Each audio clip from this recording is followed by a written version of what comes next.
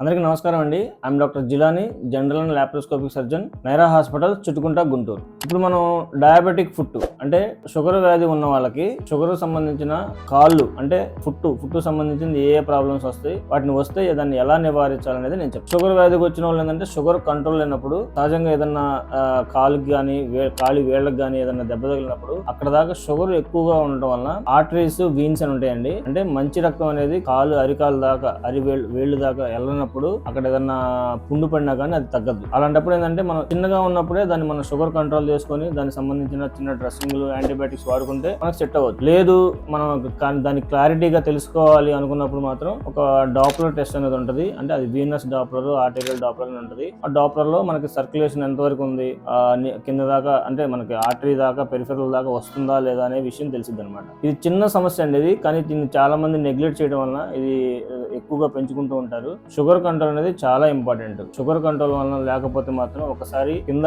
Wound అనేది తయారైతే మాత్రం అది తగ్గడం చాలా కష్టం.